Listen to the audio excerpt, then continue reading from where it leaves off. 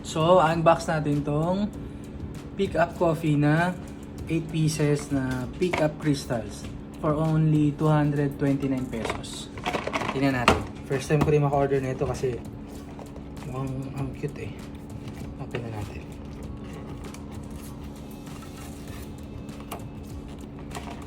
Oh, huwag niyo ako i-bash. Hirap pala buksan ito.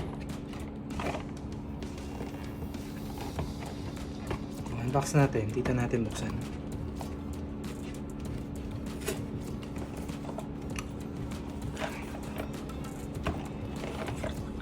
Unbox na natin to. Totoo na to. Meron pa dun kasing plastic eh. Yun sa loob. Ang hirap pala buksan nito.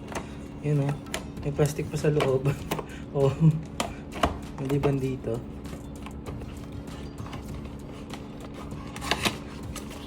Oh, ang cute. Ang cute oh. Ang cute na. Reusable ba to? Oh, ang cute. 8 pieces. So, count with me. 1, 2,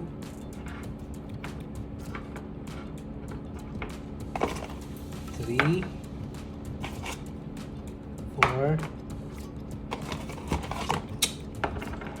5, 6, 7, 8. Ito yung normal size ng cup nila. Ito yung shots. Ito siya.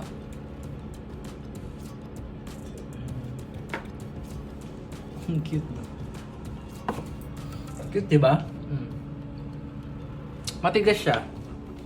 Oh, matigas. Kala ko papel. Hindi, matigas siya. Parang pwede siyang pang display din. Ang cute oh. Ito ba pwede buksan? Buksan natin. Ah, okay. Sealed pa siya. Sealed. Buksan mo siya. Ah, pwede nga pang display ito kasi ang tigas oh. Plastic. Parang siyang espresso shot.